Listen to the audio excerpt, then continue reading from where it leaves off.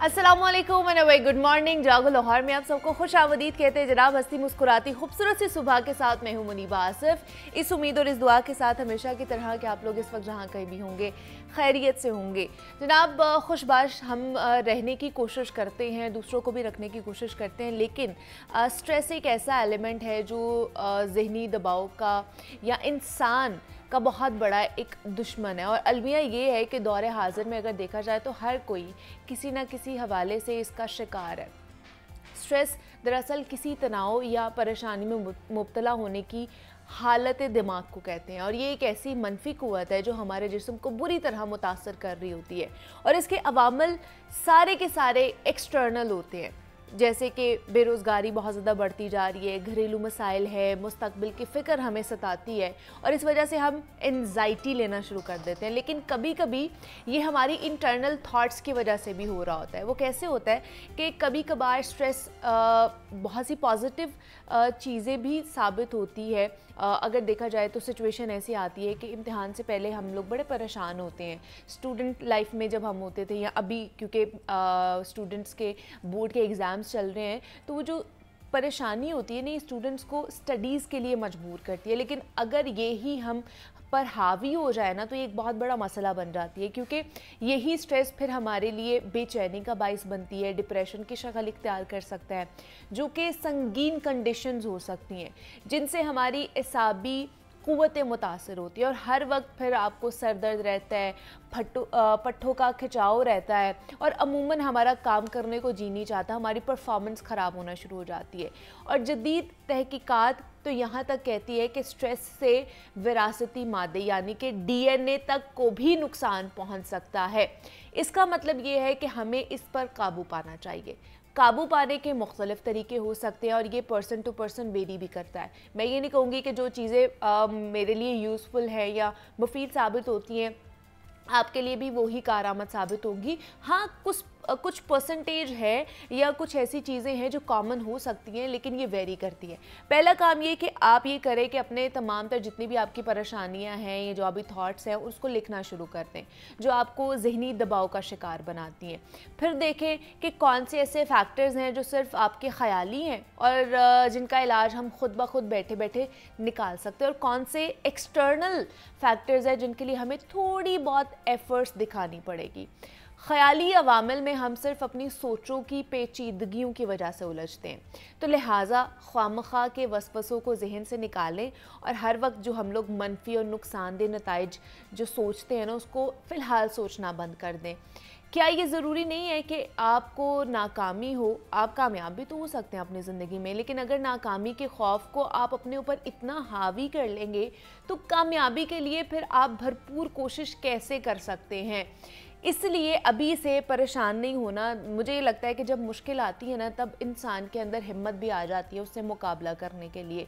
तो पहले आपको प्रिपेयर ज़रूर रहना चाहिए, लेकिन खौफ में मुब्तला नहीं रहना चाहिए। कामयाबियाँ और नाकामियाँ हमारे ज़िंदगी का एक हिस्सा होती हैं, एक हमारी लाइफ का पार्ट है।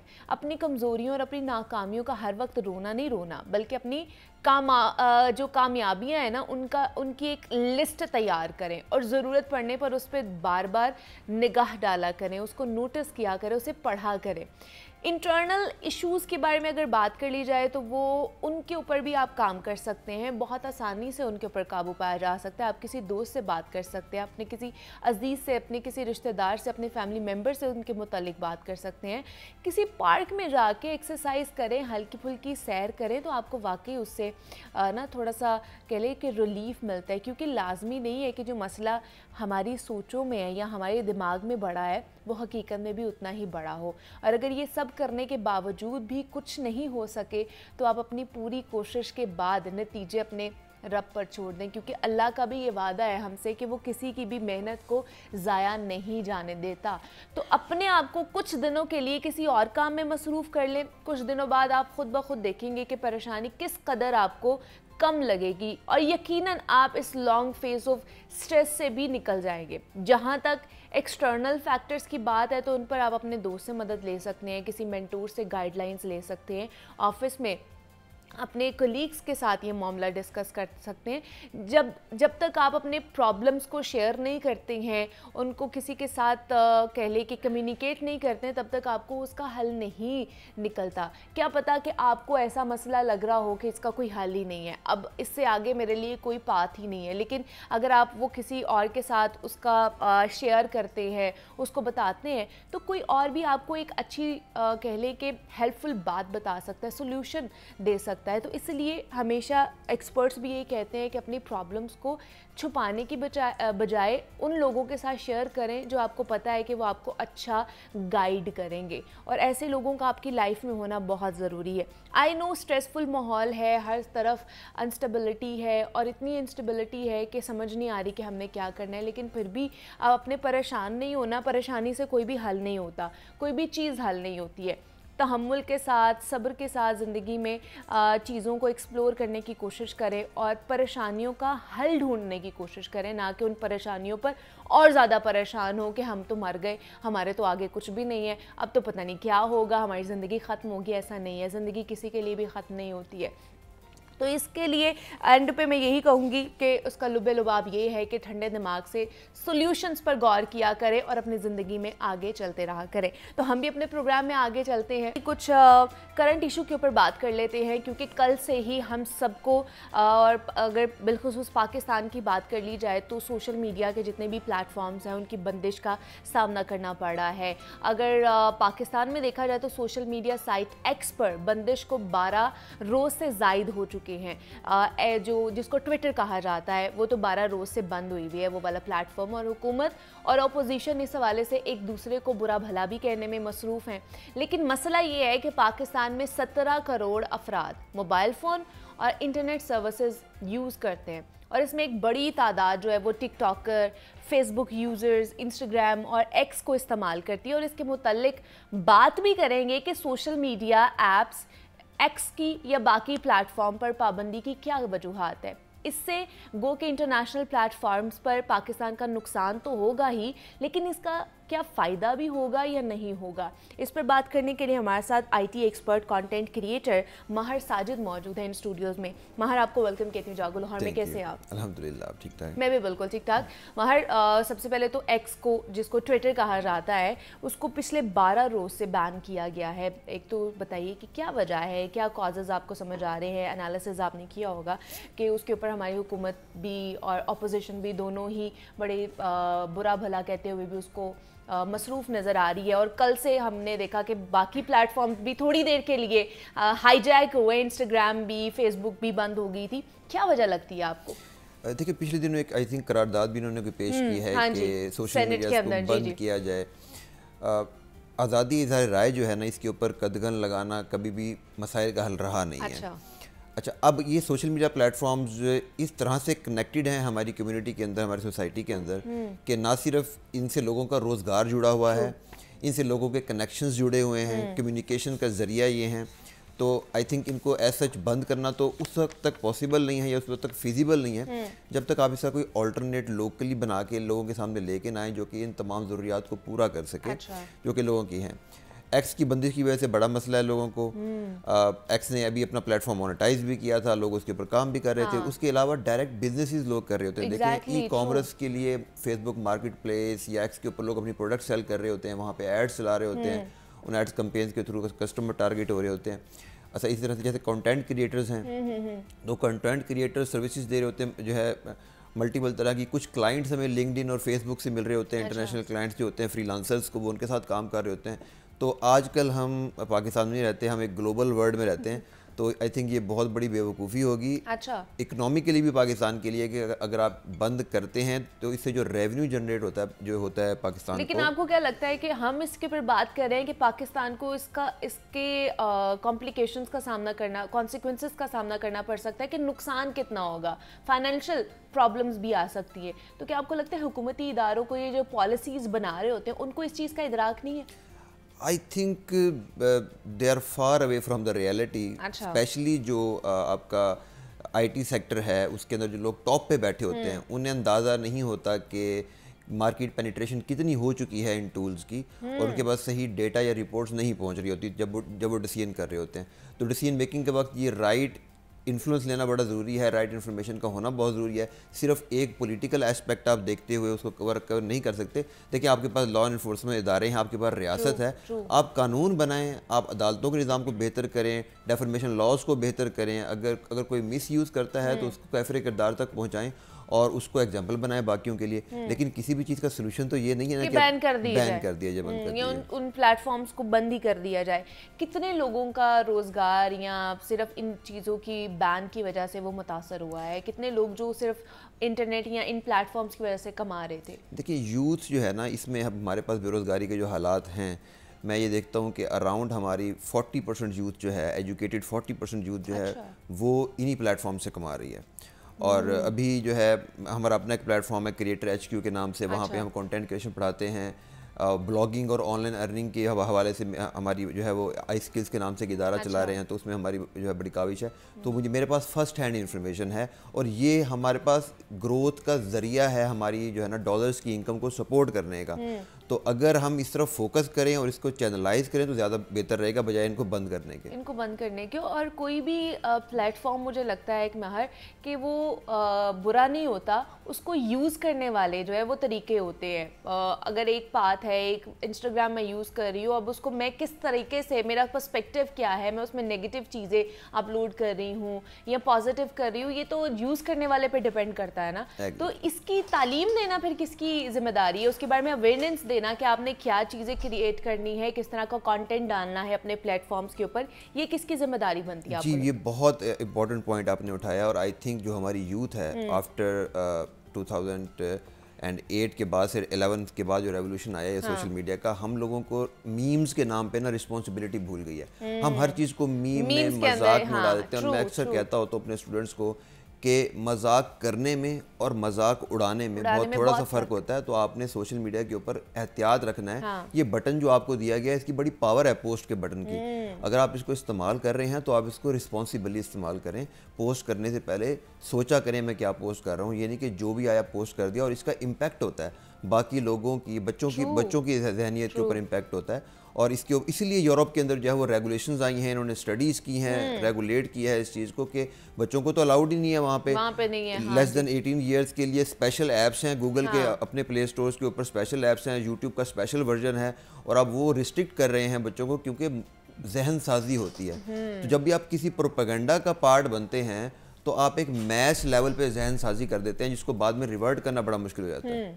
आपने देखा होगा अक्सर जो नेगेटिव न्यूज़ है वो बहुत जल्दी फैलती है, सर्कुलेट हो जाती है। और पॉजिटिव उसका जब उसका रिवर्टल आता है या उसकी कैंसिलेशन की कोई न्यूज़ आती है तो वो लोगों तक पहुंचती इतनी नहीं पहुंचती है। हाँ, तो ये क्या, ये ऐसी प्रोपेगेंडा कैंपेनिंग चल रही होती है? क्या वजह है कि जो नेगेटिव है वो ऐसे आग की तरह फैल जाती है सोशल मीडिया पर, और जो बाकी जो कोई पॉजिटिव एस्पेक्ट होता है वो इतना जल्दी नहीं फैलता है? नहीं, इन प्लेटफॉर्म्स की बेसिक ये है कि ये काम कैसे करते हैं। ये काम ऐसे करते हैं जो लोग देखना चाह रही हैं उनको वो दिखाएंगे, वो दिखाते हैं, क्योंकि इन्होंने ऐड से पैसे कमाने हैं। जितने ज़्यादा व्यूज़ आएंगे उतने ज़्यादा इनकी रेवेन्यू जनरेशन होगी। तो जब लोग ज़्यादा नेगेटिविटी को पसंद करने लग जाते हैं, देखने लग जाते हैं, तो फिर वो कंटेंट उसी तरह का सर्विस होने लग जाता है। अगर लोग नहीं देखेंगे उस तरह का कंटेंट, मेजॉरिटी, अब जैसे आप बात करें कि एजुकेट किया जाए इनको, जब आप पॉजिटिव कंटेंट देखना शुरू करेंगे, एजुकेशनल कंटेंट देखना शुरू करेंगे, तो ऑटोमेटिकली आपकी रीजन के अंदर वही कंटेंट जो है वो सर्विस होना शुरू हो जाएगा।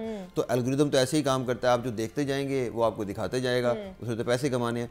अब ये जो अवेयरनेस की जिम्मेदारी है ये वालिदैन पर भी है, ये टीचर्स पर भी है, ये गवर्नमेंट पर भी है, ये एज ए कम्युनिटी हमें लेके चलनी है। और हमें इसके लिए स्पेशल प्रोग्राम्स भी चाहिए जो कि हमारे टीचर्स को एजुकेट करें, फिर वो आगे बच्चों को एजुकेट करें। मुझे तो लगता है कि हमारे सिलेबस का हिस्सा हो जाना चाहिए अब ये। एग्जैक्टली, क्योंकि आगे जो बच्चे आ रहे हैं वो तो टेक्नोलॉजी वाले बच्चे हैं ना, वो उनसे तो हम दूर नहीं रख सकते हैं मोबाइल्स को या इस तरह के गैजेट्स को। तो उन्हें हमें स्कूल में ही पढ़ाना चाहिए कि इसके क्या नेगेटिव एस्पेक्ट्स हो सकते हैं, पॉजिटिव एस्पेक्ट्स हो सकते हैं, आपने कहाँ से गाइडलाइंस लेनी है। बिकॉज ना हमारे स्कूल में पढ़ाए जा रहे होते हैं, ना ही हमारे घरों में इसकी कोई अवेयरनेस होती है। तो जैसे जैसे बच्चे ग्रो करते हैं, टीनेज में आते हैं, उनके पास फ़ोन होता है और फिर वो जहाँ पर कोई लगाता है तो उसके पीछे लग जाते हैं। बिल्कुल ऐसे ही है। और माओ ने जो है वो अपने बच्चों को जो है वो टैबलेट्स पकड़ाए होते हैं, मोबाइल दिए होते हैं, बस ये कि वो रो रहा है तो उसको पकड़ा दें ताकि वो जो मर्जी देखता रहे, वहाँ पे कंट्रोल नहीं हो रहा होता उनके ऊपर। तो हमें अपने बच्चों पे भी ये निगाह रखनी चाहिए कि वो क्या देख रहे हैं, किस तरह का कंटेंट देख रहे हैं। अच्छा। पेरेंट्स की, जैसे मैंने कहा, घर में जिम्मेदारी है, टीचर्स की जिम्मेदारी है, मेंटोर्स जो हैं, जो टीचर्स हैं, जैसे मैं पढ़ाता हूँ तो मैं इस जिम्मेदारी को फील करता हूँ। उसके बाद फिर गवर्नमेंट की भी जिम्मेदारी आती है कि वो किस तरह की फैसिलिटीज़ प्रोवाइड कर सकते हैं, लेकिन it's gonna be a very serious issue. और हमारी सोसाइटी के अंदर जो एक्सट्रीम एलिमेंट आया हुआ है ना, मैं समझता हूँ कि इसके बहुत ज़्यादा जिम्मेदार ये सोशल मीडिया बिल्कुल है। इसका जो इरिस्पॉन्सिबली हमने इसको यूज़ किया है और अभी तक हम इसको देख नहीं रहे कि हम अगर इसी तरह से यूज़ करते ही जाएंगे तो आगे हमारी आने वाली जनरेशंस की साइकोलॉजी पे क्या इम्पैक्ट होगा इसका। नहीं तो क्या फिर इसके कोई रूल्स एंड रेगुलेशंस होने चाहिए, अथॉरिटी बनानी चाहिए इस हवाले से कि किस तरह इसको चलाना है, या इसके ऊपर क्या है रूल्स एंड रेगुलेशंस हो? देखिए इसकी अवेयरनेस दिए लोगों को ये नहीं पता कि एक फेसबुक के अंदर, इंस्टाग्राम के अंदर रिपोर्ट का बटन होता है। हाँ ठीक है, अगर आप कोई चीज़ देख रहे हैं अनएथिकल है, इमोरल है, फेक न्यूज़ है, कोई इस तरह की चीज़ है, तो लोगों को पता हो कि भाई मैंने 3 डॉट्स पे क्लिक करके रिपोर्ट का बटन दबाना है। जब बहुत सारे लोग उसको रिपोर्ट करेंगे तो वो पोस्ट ऑटोमेटिकली रिमूव हो जाएगी। इसी तरह से ट्विटर के ऊपर, एक्स के ऊपर एक कम्युनिटी नोट्स की सर्विस उन्होंने इशू करवाई है। अच्छा। तो कम्युनिटी जो है नोट्स की सर्विस के अंदर अगर आपको कोई जो है ना प्रोपेगेंडा नज़र आ रहा है या फॉल्स इन्फॉर्मेशन नज़र आ रही है, तो आप वहाँ पे जाके उसके ऊपर बता सकते हैं कि ये जो इन्फॉर्मेशन है ये ठीक नहीं है, उसको क्रॉस वेरीफाई करते हैं, उसकी रीच कम कर देते हैं। तो इन प्लेटफॉर्म्स के ऊपर इस तरह के मैकेनिज्म्स मौजूद हैं जिनको इस्तेमाल करते हुए हम जो है फेक और फॉल्स इन्फॉर्मेशन से जान छुड़वा सकते हैं, लेकिन वो लोगों के पास अवेयरनेस नहीं है कि हमने रिपोर्ट करना है और वो सेंस ऑफ रिस्पॉन्सिबिलिटी नहीं है। लेकिन जब आप उन्हें बताएंगे कि ये जहन साजी करते हैं, उन्हें थोड़ा सा बताएं कि हिटलर का जो था प्रोपेगेंडा मिनिस्टर जोसेफ गोबेल जो था, उसने किस तरह से पूरी नेशन की जहन साजी कर दी थी। तो अगर आपकी जहन साजी हो रही है, आपके बच्चों की जहन साजी हो रही है और आप उसके खिलाफ कुछ काम करना चाहते हैं, तो ये 3 डॉट का बटन आपने उठाना है, इसको रिपोर्ट करना है। जितने ज़्यादा लोग रिपोर्ट करेंगे उतना ही ज़्यादा उस तरह का कंटेंट जो है वो सर्विस होना कम होगा। अच्छा, एक 5th जनरेशन वॉर का बहुत ज़्यादा एक एलिमेंट यहाँ ये बात की जाती है, डिस्कशन होती है कि आपको लगता है कि अब ये 5th जनरेशन वॉर स्टार्ट हो चुकी है? देखिए मैं एज ए कंटेंट क्रिएटर जब सोशल मीडिया देखता हूँ ना, तो मैं बड़ा हैरान होता हूँ, क्योंकि आम आदमी की नज़र से मैं देखता नहीं हूँ। मैं देखता हूँ कि एक जगह पे वीडियो क्लिप बन रहा है, उसके अंदर एक बंदा किसी की तस्वीर को चूम रहा है, पीछे एक इमोशनल सॉन्ग लगा हुआ है, और जब मैं देखता हूँ कि ये कैमरा अगर किसी के हाथ में है तो इसको हिलना चाहिए ना, अगर ये नेचुरल वीडियो रिकॉर्ड हो रही है, लेकिन वो कैमरा ट्राइपॉड पे लगा होता है, वो कैमरा हिल नहीं रहा होता। तो मैं वीडियो के एंगल से, उसके फोकस से समझ जाता हूँ कि ये कंटेंट बनाया जा रहा है, ये नेचुरल नहीं है, क्रिएट किया जा रहा है, क्रिएट किया जा रहा है, उसमें इमोशंस डाले जा रहे हैं, उसमें लोगों की ज़हन साजी जो है ना की जा रही है, और फिर वो कंटेंट उसको वायरल करवाया जाता है, फिर उसको शेयरिंग करवाई जाती है, उसको वायरल करवाया जाता है, और वो विद इन आवर्स जो है वो लाखों लोगों के माइंड्स को इम्पैक्ट कर चुका होता है।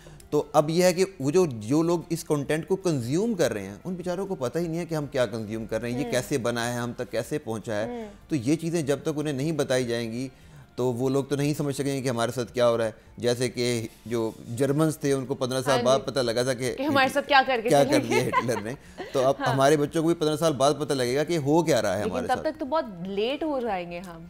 इनको देखिए, जो सियासी हमारे लीडरान हैं उनको बिठा के ना उनको इस पेज पे लेके आना चाहिए कि भाई ये जो आप कर रहे हैं ना, अपने सियासी फ़ायदे के लिए आप लोगों की जहन साजी कर रहे हैं, आप पॉलिटिकली इस टूल को यूज़ कर रहे हैं सोशल मीडिया को, तो उनको साथ कोई एग्रीमेंट होना चाहिए, कोई मिसाक़े जमहूरियत टाइप का, कि यार आप लोगों को जो है वो थोड़ा सा रिस्ट्रेन का मुजाहरा करना चाहिए। अगर आपके हाथ में टूल लग गया उसका ये मतलब नहीं है कि आप इसका बेबहा इस्तेमाल करें। तो उस लेवल पे जब वो एग्रीमेंट हो जाएगा ना, फिर वो इस टूल को यूज़ करना कम करेंगे, तो फिर इसका हम देखेंगे रिपल इफेक्ट नीचे की तरफ भी आएगा। लेकिन सोसाइटी के लेवल से कंट्रोल करना इसको बड़ा मसला रहेगा हमारे लिए, मसला रहेगा। और दूसरा ये कि मैं फिर वही कहूँगी कि जनाब ऐसे रूल्स एंड रेगुलेशंस लेकर आएँ, अथॉरिटी क्रिएट करें कि जो इनके ऊपर चेक एंड बैलेंस रखे कि कौन सी फेक न्यूज़ है, उसको किस तरह हमने डिस्कार्ड करना है, लोगों तक अवेयरनेस किस तरह पहुँचानी है, ख़ासतौर पर सोशल मीडिया यूजेज के हवाले से, कि ये नेगेटिव एस्पेक्ट्स हैं इसके, ये पॉजिटिव एस्पेक्ट्स हैं। आप जितनी अवेयरनेस क्रिएट करेंगे उतना ही फ़ायदा होगा। इन तमाम तर चीज़ों को बैन कर देना, सोशल मीडिया और इन प्लेटफॉर्म्स को बंद कर देना, ये कोई हल नहीं है, हल हमें निकालना पड़ेगा। हमारे साथ माहिर साजिद मौजूद थे। माहिर, बहुत शुक्रिया आपके वक्त का कि आप यहाँ पर आए और सोशल मीडिया के हवाले से हम बात कर रहे थे। यहाँ पर एक छोटी सी ब्रेक लेते हैं और मिलते हैं इस ब्रेक के बाद।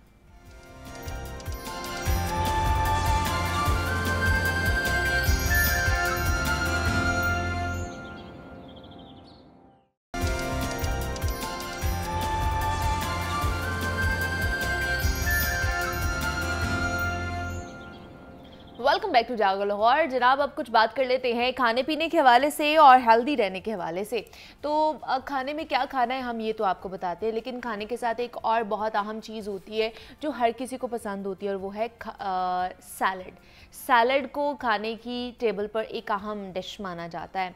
पहले सैलड के बगैर गुजारा हो जाया करता था, मगर आज के दौर में अगर देखा जाए ना, तो जिस मेज़ पर रंग बिरंगी सैलड मौजूद ना हो उसे नामुकम्मल खाना समझा जाता है। और सैलड को वैसे भी खाने में सेहत बख्श ग़िज़ा तस्वर किया जाता है, और ये ना सिर्फ हमारे डाइजेशन के लिए बड़ी अच्छी होती है बल्कि बाकी खानों को भी इन्हांस करती है, उनकी क्वालिटी को इन्हांस करती है, उनके टेस्ट को इन्हांस करती है। और दूसरा ये कि सैलड को इसलिए भी अहमियत दी जाती है कि ये खाने की मेज़ को और भी ज़्यादा खूबसूरत बनाती है। और हम तो बड़े शौक़ से खाते हैं, जो घर वाले होते हैं, मेहमान भी आते हैं, उनके सामने भी हम डिफरेंट डिज़ाइंस के सैलड्स बना कर रखते हैं। सच कहा जाए तो ये जो छोटी सी डिश होती है ना, इस बात को ज़ाहिर कर सकती है कि कोई ख़ानदान कितना नफीस यहाँ पे तहज़ीब याफ्ता है। और अगर आप सैलड बहुत शौक़ से खाते हैं या आपको मुख्तलिफ़ किस्म की सैलड्स बनाना अच्छा लगता है, तो आज का जो हमारा सेगमेंट है ना, ये आपके लिए बड़ा कारआमद साबित होने वाला है, क्योंकि आज इसमें हम सैलड्स के बारे में बात करेंगे कि किस तरह की सैलड्स हमें खानी चाहिए। और वैसे भी आजकल बहुत से लोग डाइट कर रहे होते हैं, तो डाइट में भी सैलड सबसे पहले प्रेफर की जाती है। तो डाइट में कौन सी सैलड खानी है, आम रूटीन में किस तरह की सैलड खानी है, इस पर बात कर लेते हैं। आज के इस टॉपिक में हमारे साथ मरियम अजीज़ ने ज्वाइन किया है, न्यूट्रिशनिस्ट एंड डाइटिशियन है। मरियम, आपको वेलकम कहती हूँ जागो लाहौर में। कैसी हैं आप? अल्हम्दुलिल्लाह, मैं ठीक ठाक। आप कैसी हैं? मैं भी बिल्कुल ठीक ठाक। Maryam, different types of salads पर हमने आज बात करनी है। तो यूजुअली तो हम लोग मतलब कुकम्बर हो गए और मूली, गाजर, ये चीज़ें होगी, ये तो हम खाते रहते हैं घर में। और इसके अलावा किस तरह की सैलड्स हैं जो हम अपनी डेली रूटीन में इंक्लूड कर सकते हैं, और डाइट वाली सैलड कौन सी होती है उस पर बाद में बात करेंगे। अच्छा, सैलड्स तो वैसे भी बहुत डिफरेंट टाइप्स की होती हैं, और सैलड खाने में भी एक बड़ा मज़ा आता है, एक रिफ्रेशमेंट मिलती है आपको, एक वो हल्का सा ना मील टाइप मिल जाता है। तो घर पे जो हम लोग सैलड्स बनाते हैं वो तो यूजुअली क्यूकम्बर सैलड हो गया, या फिर लोबिया की सैलड हो जाती है, या चने वाली सैलड हो जाती है। तो इस तरह से है कि सैलड की डिफरेंट टाइप्स हैं, और हर बंदे को नहीं पता होता कि कौन सी सैलड जो है वो किस टाइम पे खानी है। या किस तरह, जिस तरह डिनर की सैलड्स डिफरेंट हैं, अगर आपने स्नैक्स की सैलड खानी है वो डिफरेंट है, लंच की पे डिफरेंट होगी। हाँ, मील सैलड जो है वो जो है ना वो डिफरेंट है। तो इस तरह से है। और सैलड जो है ना वो ज़्यादातर हम लोग यूज़ करते हैं एक वेट लॉस में, बिकॉज आपको एक तो लो कैलोरी मील चाहिए होता है, उसके अलावा आपको थोड़े वाइटामिन एंड मिनरल्स चाहिए होते हैं, आपको डिफरेंट काइंड ऑफ जो टॉक्सिन्स हैं उसको बॉडी से निकालने के लिए डिफरेंट जो है ना, हाई फाइबर भी होता है, हाई फाइबर होता है, उसको मेटाबॉलिज्म को बेहतर करने के लिए ना बहुत ज़्यादा यूज़ होता है। तो अगर मैं ये सिंपल वर्ड्स में कहूँ तो अगर हर बंदा अपनी लाइफ में जो है ना वो दिन में 2 दफ़ा सैलड का इस्तेमाल शुरू कर दे, तो आई थिंक सो कि 50% ऑफ द बीमारियों से आपको जो है ना वो छुटकारा मिल सकता है। अच्छा, लेकिन हमें तो लगता है सिर्फ वो सैलड में खीरे पड़े हों, गाजर, मूली या इस तरह की चीज़ें पड़ी हों, तो यही सिर्फ सैलड है। सैलड बहुत ज़्यादा डिफरेंट टाइप्स के भी होते हैं, वैरायटी सैलड्स में होते हैं, जैसे सीजर सैलड होता है, ग्रीक सैलड होता है, डिफरेंट बाउंड सैलड्स होते हैं, कंपोजिशन सैलड, बहुत डिफरेंट टाइप के सैलड्स होते हैं। हम तो फिर सैलड्स में बहुत पीछे है भाई, हमें तो पता नहीं है किस तरह के सैलड्स। तो अक्सर हम लोग जैसे रेस्टोरेंट वगैरह जाते हैं तो वहाँ पे एक सैलड बार होती है, तो उसमें डिफरेंट काइंड्स ऑफ सैलड होते हैं। तो अच्छा, एक बहुत बड़ी कम्युनिटी है जो सिर्फ सैलड्स खाने रेस्टोरेंट्स में जाती है। हम लोग तो नहीं जा सकते, हम कहते हैं रेस्टोरेंट में भी जाके सैलड खाना है तो फिर क्या फायदा, घर में खा लेते हैं, रेस्टोरेंट में जाके कुछ अच्छा मील खाते हैं। और मोस्ट ऑफ दी लोग अपना सैलड की क्रेविंग पूरी करने के लिए ना डिनर में सैलड खाने के लिए रेस्टोरेंट जाते हैं। तो yes, that's also a community. तो ये है। और इसके अलावा सैलड जो है ना वो एक बहुत हार्टी मील हो सकते हैं आपके लिए। हमने सैलड्स को इस तरह बनाया हुआ है कि नहीं बस कच्ची सब्जियां खानी है खाने के साथ, बट सैलड्स बहुत ज़्यादा इंटरेस्टिंग हो सकते हैं आपके लिए। लाइक आप उसमें एक जो है वो कार्ब्स का पोर्शन डालो, जैसे बहुत सारे इटालियन और बाहर के मुल्कों में उसमें कीनवा डालते हैं, उसमें कुसकुस डालते हैं। तो ये सुन के बहुत फैंसी वर्ड्स लगते हैं कि पता नहीं कितनी महंगी चीज़ होगी, बट ये सब कुछ ना वीट से निकलता है, मतलब गंदम से, तो जिसको हम सूजी बोलते हैं। हाँ। और जिसको हम सामोनेला बोलते हैं इंग्लिश में।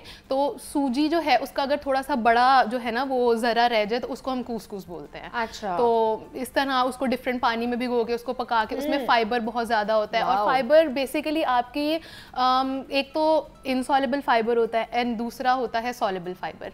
जो इनसॉल्युबल फाइबर है वो आपकी गट हेल्थ के लिए, आपके मेटाबॉलिज्म के लिए बहुत अच्छा होता है। आपको जो है वो सारे बॉडी से टॉक्सिन्स रिमूव करता है। इसके अलावा कॉन्स्टिपेशन का बहुत सारे लोगों को इशू रहता है, तो कॉन्स्टिपेशन नहीं होती उसकी वजह से। और इसके अलावा सैलड्स जो है वो विटामिन ए बहुत ज़्यादा प्रोवाइड करते हैं, विटामिन सी प्रोवाइड करते हैं, आपकी स्किन के लिए बहुत अच्छा होता है, तो लिवर के लिए बहुत ज़्यादा अच्छा है जो है ना वो टॉक्सिन्स को फुल पैकेज है सैलड अगर खाया जाए। अगर आप अपनी डेली रूटीन में जो है सैलड को इंक्लूड कर ले तो वो आपके लिए बड़ा बेनिफिशियल होगा। लेकिन जिस तरह आप बता रही हैं कि स्नैक वाले सैलड और होते हैं और लंच वाले और डिनर वाले सैलड्स और होते हैं, तो किस तरह डिफ्रेंशिएट करेंगे और क्या बताएंगी कि हमने लंच में अगर सैलड खाना है तो कौन सा सैलड खाएं, किस टाइप का सैलड खाएं? अच्छा, अगर मोस्ट ऑफ द टाइम जो एक बिग मील के सैलड्स होते हैं ना, जैसे breakfast, lunch and dinner, breakfast में तो वैसे भी सैलड को प्रेफर नहीं करता, लेकिन जो लंच एंड डिनर होता है उसमें हम लोग सैलड्स में ज़्यादातर प्रोटीन ऐड करते हैं। अच्छा। जैसे सीजर सैलड है, उसके अंदर हम चिकन का एक पोर्शन ऐड करते हैं। इसके अलावा ग्रीक सैलड है, उसमें चीज़ जाती है, फेटा चीज़ जाती है या पार्मेजान जाती है।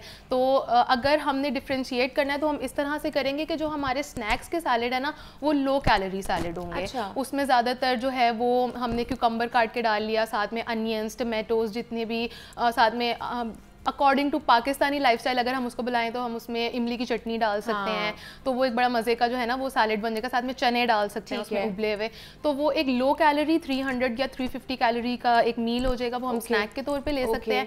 और अगर हमने लंच में सैलेड को जो है वो स्वैप करना है तो उसमें हम चिकन डालेंगे, प्लस उसमें हम थोड़े से या तो राइस डाल सकते हैं या फिर उसको आप ब्रेड के साथ ले सकते हैं, तो वो एक आपका मील हो जाएगा। क्योंकि most of the big meals में आपके पास एक कार्ब का पोर्शन होना लाजमी है। तो उसमें हम लोग रोटी ले सकते हैं, लेकिन रोटी सैलेड के साथ ऑब्वियसली नहीं जाती, तो will take bread, like garlic bread होती है, तो वो घर पे बड़े मज़े से गार्लिक ब्रेड बन जाती है।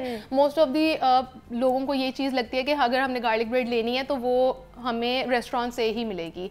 मोस्टली जो घर की ब्रेड होती है, you just throw a butter in the pan, उसके अंदर थोड़ा सा गार्लिक डालें और उसको दोनों साइड से टॉस करें and you will garlic bread bread बहुत अच्छा एक गार्लिक की फ्लेवर आ जाएगा। ठीक है, तो आप गार्लिक ब्रेड आप आज बनानी है जरूर। हाँ, तो वो आप जो है ना वो सैलेड के साथ ले सकते हैं, एक बड़ा अच्छा हार्टी मील हो जाएगा। प्लस ज़्यादातर जो है ना वो पाकिस्तान में चीज़ बहुत ज़्यादा एक्सपेंसिव आती है, बिकॉज जो सैलड्स में चीज़ यूज़ होते थे मोस्टली पार्मेजान या फेटा यूज़ होती है, वो बहुत ज़्यादा एक्सपेंसिव होती है। उसकी जगह हम कॉटेज चीज़ यूज़ कर सकते हैं, जिसको पनीर बोलते हैं उर्दू में, तो वो एक जो है ना वो अच्छा मील बन जाएगा। या फिर हम उसको चिकन से स्वैप कर सकते हैं। अच्छा। क्योंकि मोस्ट ऑफ द सैलड्स में बीफ या मटन जो है वो नहीं चाहता, तो इसलिए we can swap it with chicken या फिर फिश यूज़ कर सकते हैं। अच्छा, फिश भी यूज़ कर सकते हैं सैलड्स के अंदर? ओके। टूना फिश होती है, वो एक टूना सैलड बहुत अच्छा बनता है। उसमें वो वाटर में जो है ना वो कैंस मिलते हैं टूना के, आप उसको सैलेड में ऐसे मायोनीज डाल दी, उसके अंदर कैबेज डाल दी, उसके अंदर थोड़े बहुत क्यूकम्बर वगैरह डाल दिए, तो एक बहुत मजे का टूना सैलेड बन जाता है। तो हम उसको फिश, और टूना फिश काफ़ी एक्सपेंसिव भी है, तो इसलिए आप चिकन के साथ गुजारा करें, वो ज़्यादा अच्छा है। मतलब अगर देखा जाए ना हमारी इकोनॉमिकल अगर चीज़ें देखी जाए तो हम चिकन ही अफोर्ड कर सकते हैं, टूना नहीं जा सकते हम। एक्चुअली ना जो सैलेड्स है ना वो ग्रीस या इटालियन की इजाद है, तो वहाँ पे चीज़ वगैरह बहुत ज़्यादा मतलब आम मिलती है, जैसे यहाँ पे हमारे दूध वगैरह आम मिलता है, तो फिर ऑब्वियसली थोड़ा सा एक्सपेंसिव तो है। अच्छा, बहुत से लोग कहते हैं कि रात में हमें सैलड्स का इंटेक नहीं करना चाहिए, बल्कि रात में ही सैलड्स का इंटेक डिनर में ही सैलड खाना चाहिए। एक्चुअली ना हम लोग डिनर में क्या करते हैं, हम लोग रोटी खा लेते हैं, सालन खा लेते हैं, चावल भर भर के प्लेटें खा लेते हैं, तो उससे क्या होता है कि हमें ब्लॉटिंग हो जाती है, मतलब कि पेट में बहुत ज़्यादा गैस हो जाती है, ऐसा फील होता है कि जैसे बहुत ज़्यादा अनकंफर्टेबल हो रहे हैं, इनडाइजेशन हो रही है। तो रात में प्रेफर करें कि आप सैलड्स खाएं, और दोपहर में आपने जितनी भी रोटी या कार्ब्स वगैरह वाली चीज़ खानी है ना, वो दोपहर में खा लें।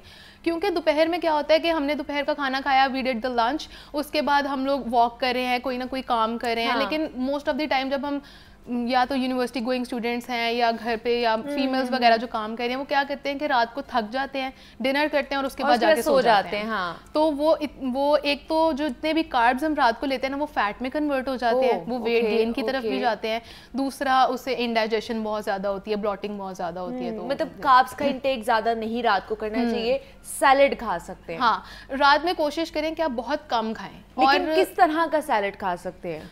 रात में आप मतलब चनों का सैलेड खा सकते हैं। अच्छा। फ्रूट सैलेड भी खा सकते हैं। मोस्ट ऑफ द लोग कहते हैं कि रात में फ्रूट नहीं खाना चाहिए, बट ऐसा कुछ भी नहीं है। आप फ्रूट्स जो है वो खा सकते हैं, because fruits is mainly fibre, mainly उसके अंदर जो है वो विटामिन होते हैं, विटामिन सी होता है, पॉलीफिनोल्स होते हैं, तो बहुत सारी बीटा कैरोटीन ऐसी चीज़ें होती हैं। तो फ्रूट्स का मतलब बिल्कुल मिथ है कि आप रात को नहीं खा सकते। आप रात को फ्रूट सैलेड खा के सो सकते हैं, लेकिन फिर भी इस तरह नहीं है कि आपने अभी खाया और फिर साथ ही सो जाना है। कोशिश करें कि आप अपना जो सोने का टाइम है यानी बेड टाइम है और जो डिनर है उसके दरमियान में कम से कम 3 घंटे का वक्फा होना चाहिए लाजमी। और बहुत सारे लोग कहते हैं कि दूध पी के सो जाओ, तो उससे भी इंडाइजेशन जो है ना वो स्टार्ट हो जाती है। अच्छा, दूध पीने से भी? हाँ, दूध पीने से हो जाती है।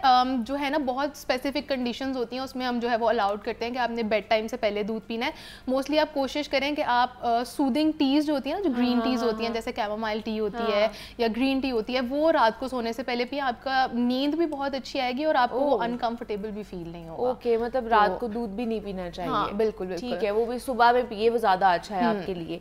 अच्छा, दूसरा ये कि क्या हर दफ़ा मतलब अगर पूरे दिन में हमने दोपहर में सैलड खाना है, स्नैक टाइम में सैलड खाना है और लंच में भी सैलड खाना है, तो एक ही दफ़ा बना के रख लें या डिफरेंट टाइम पे डिफरेंट मतलब फ्रेश ही बनाना है? क्योंकि हमारे घर में होता है ना कि अच्छा हमने रात को भी खाना है तो सुबह दोपहर को ही बना के रख लें, तो उसका कोई प्रॉब्लम तो नहीं होगा, कोई मसला तो नहीं होगा डाइजेशन के लिए? नहीं, ऐसा कोई भी नहीं होता। और most of the time recommend यही करते हैं कि जो सैलड्स हैं या कोई भी मील है आपका, वो आप प्रायर बना के रख लें, उसकी प्री मील बना के रख लें। जैसे कि लेटस है, आपको पता है कि लेटस जो है जब वो हम उसको डालते हैं तो वो बहुत ज़्यादा सॉगी हो जाती है, तो उसको उस टाइम पर डाल लें। बट जो क्यूकम्बर्स हैं या अनियंस हैं या जो वो क्रिस्प चीज़ें हैं जैसे चने वगैरह हैं, उसको आप पहले प्रिपेयर करके रख सकते हैं। आप उसकी ड्रेसिंग को जो है वो प्रिपेयर करके रख सकते हैं।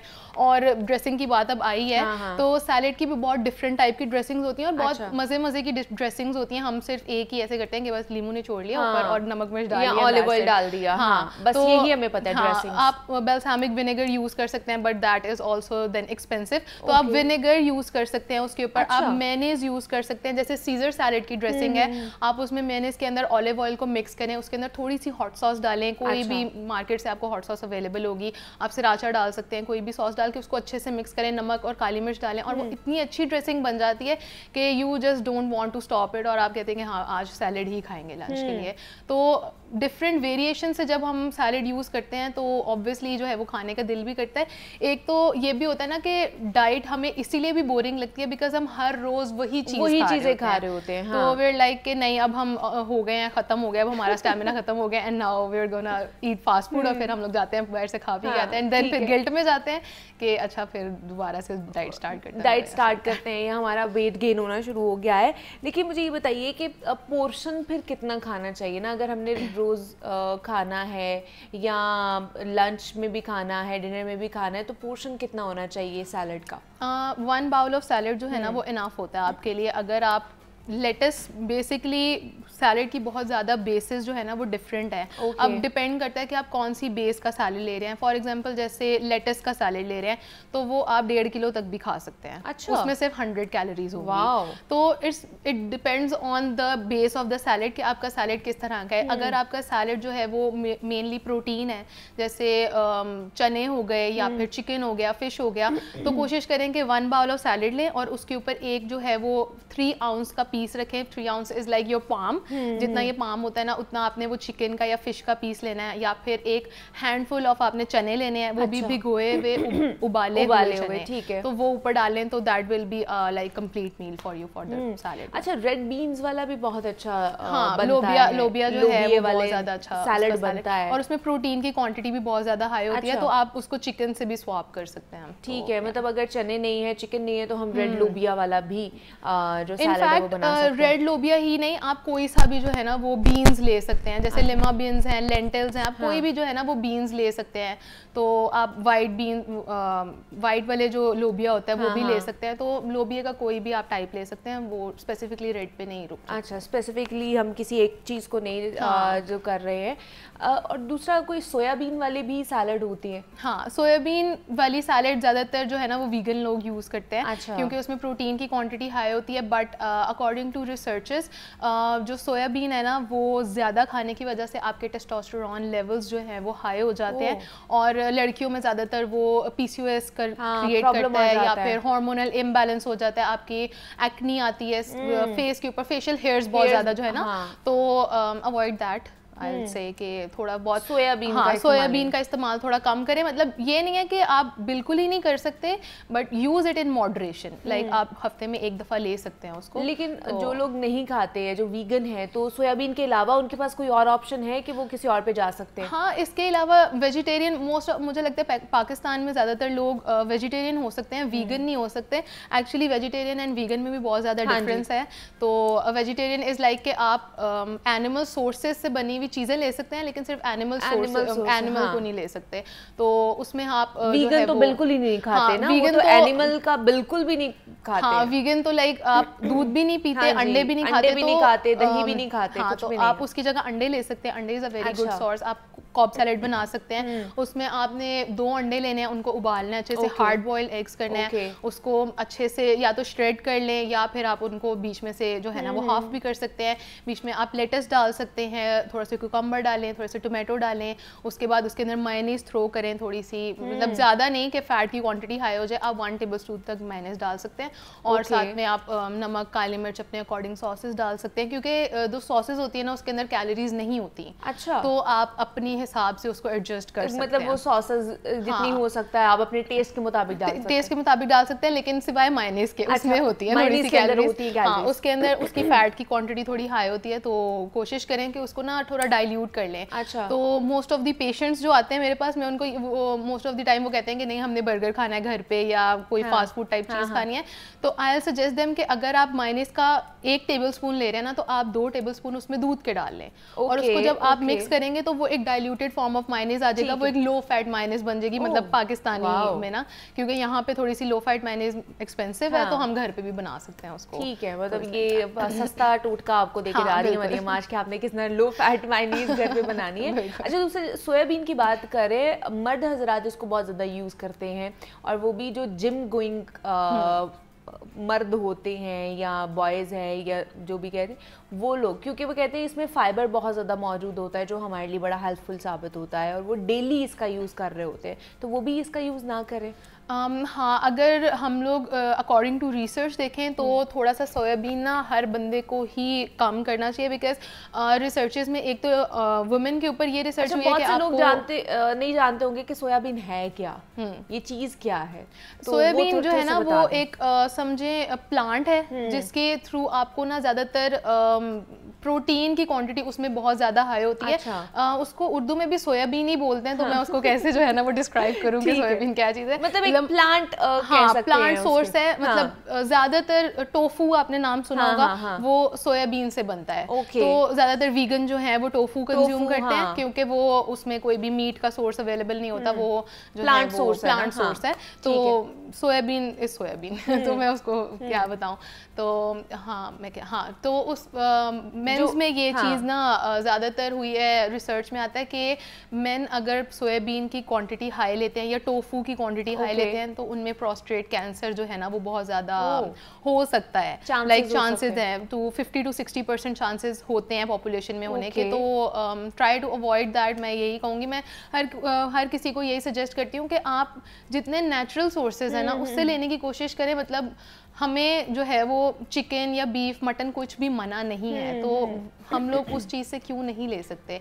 अगर थोड़ा सा एक्सपेंसिव लगता है तो लोबिया इज़ द बेस्ट सोर्स जिससे आपको प्रोटीन मिल सकता है। तो आप लोबिया से जो है वो उसको स्वैप कर सकते हैं, काले चनों से उसको स्वैप कर सकते हैं। मतलब ज़रूरी नहीं है कि आप जो है ना एक्सपेंसिव की तरफ ही जाएं, आप जो है जो आम रूटीन में हमारी चीज़ें घर में यूज़ हो रही होती हैं उसको भी यूज़ करके आप हाई प्रोटीन डाइट ले सकते हैं। अच्छा, दूसरा ये कि मुझे ये बताइए कि जो ऑफिस गोइंग या यूनिवर्सिटी गोइंग बच्चे होते हैं वो अपनी डाइट का अच्छे तरीके से मरीम ख्याल नहीं रख पाते हैं, तो उनके लिए कि वो अपने बैग में एक सैलेड का बाउल बना के रखें, डब्बा बना के रख लें, उसमें क्या क्या चीज़ें होनी चाहिए कि वो डालें, वो सॉगी भी ना हो और जब भी वो खाएं वो फ्रेश भी लगे और उनके लिए एक कह लो कि वो फ़ौरन से उनको जो है वो एनर्जी भी प्रोवाइड करें, इम्यूनिटी भी अच्छी रहे उनकी। अच्छा, जो लोग डाइट नहीं कर रहे या फिर जिन लोगों को थोड़ा वेट गेन का इशू नहीं है तो they can make Russian salad at home. वो एक तो स्वीट सा होता है, सॉल्टी टाइप होता है, उसमें क्या होता है आपने उबालने हैं थोड़े से आलू, साथ में एप्पल्स आपने थोड़े सा बॉयल करना है, उनको ज़्यादा सॉगी नहीं करना बट उसको थोड़ा सा बॉयल करना है, साथ में अपने पीस को बॉयल करना है, जो आपके मटर होते हैं उनको बॉईल करना है, अपने कैरेट को बॉईल करना है, उसके अंदर आप मेयोनीज डालें, थोड़ा सा आप उसके अंदर चीनी डालें और कंडेंस मिल्क आप थोड़ा सा डाल सकते हैं और काली मिर्च और नमक डालें तो एक बड़ा मज़े का रशियन सैलेड बन सकता है। और सबसे अच्छी बात उसकी ये है कि वो सॉगी नहीं होता। अच्छा, तो आप वो साथ में लेके जा सकते हैं। It will be a healthy meal और it will be a fulfilling meal. इसके अलावा आप जो है वो कॉब सैलेड लेके जा सकते हैं साथ। उसमें कॉब सैलेड की जो मेन इंग्रेडिएंट है ना वो अंडे होते हैं। तो जिन लोगों को वेट लॉस का इशू है वो जो है वो अंडे उबाल सकते हैं, साथ में आप उसमें लेट्स थ्रो कर सकते हैं, उसके अंदर आप थोड़ा सा क्यूकम्बर डाल सकते हैं, अनियंस डाल सकते हैं, टोमेटोज डाल सकते हैं। तो वो एक बहुत अच्छा एक तो मील भी बन जाएगा, दूसरा वो सॉगी नहीं होगा। तो आप अंडों का ये कर सकते हैं ताकि वो सब कुछ उसमें मिक्स ना हो कि आप उसको बगैर पील किए बैग में रख लें और जब आपको लंच टाइम हो तो आप उसको पील कर लें। तो वो हार्ड बॉइल्ड एग का एक ये फ़ायदा है कि आप उसको साथ लेके जा सकते हैं। और जो लोग वेट लॉस करना चाहते हैं उनके लिए किस तरह का सैलेड होना चाहिए? हाँ, उनके लिए ज़्यादातर लेटस बेस्ड सैलेड या फिर वेजिटेबल बेस्ड सैलेड जो है ना वो उनके लिए ज़्यादातर प्रेफर किया जाता है, क्योंकि वेजिटेबल जो है ना उनमें सबसे लो कैलोरीज होती हैं as compared to any other food group. Elbow macaronis जो है वो आप मतलब हाई कैलोरी डाइट जो है ना या हाई कैलोरिक फूड इस तरह होता है अगर आप उसके पोर्शन कंट्रोल ना कर रहे हो। ठीक है, अगर आप कोई भी चीज़ इन पोर्शन ले रहे हैं तो वो आपके लिए कभी भी हाई कैलोरी नहीं होगा, वो कभी भी आपको वेट गेन की तरफ नहीं लेके जाएगा। तो मोस्ट ऑफ द टाइम ऐसा होता है कि पेशेंट अपने आप को इतना रिस्ट्रिक्ट कर लेता है चीज़ों से कि नहीं ये भी बहुत ज़्यादा हाई हो जाएगा, तो वो उसकी वजह से भी ना आपको बहुत ज़्यादा इफेक्ट आता है आपकी डाइट के ऊपर। तो try to take everything in moderation, in portion. हाँ, इन पोर्शन। और बच्चों के लिए ज़्यादातर हम लोग जो है वो मीठे जो है वो सैलेड्स बना सकते हैं। एक उससे ये होगा कि एक न्यू सैलेड इन मार्केट आया जिसमें आप जेलीज डालते हैं, उसमें आप जो है वो होममेड फ्रूट्स का ना एक प्यूरी डालते हैं और साथ में थोड़ा सा वो आइस लॉलीज जैसे होती हैं तो आप वो डाल सकते हैं। तो वो एक बड़ा बच्चों के लिए ना रिफ्रेशिंग और एक मीठा सा सैलेड है। वाजिब। और आगे आने भी वाली हैं गर्मियाँ, तो उसमें आप बच्चों को इजीली बना के दे सकते हैं कि वो उनको हैबिट उनकी डेवलप हो कि उन्होंने सैलेड का इंटेक करना है। हमारे साथ मरियम अजीज मौजूद थी। Maryam, thank you so much for coming here. बड़ा अच्छा आज का हमारा टॉपिक रहा। डिफरेंट टाइप्स ऑफ सैलेड्स को हमने डिस्कस किया है कि कौन कौन सी सैलेड्स हम खा सकते हैं। तो इस पर एक छोटी सी ब्रेक लेते हैं और मिलते हैं इस ब्रेक के बाद।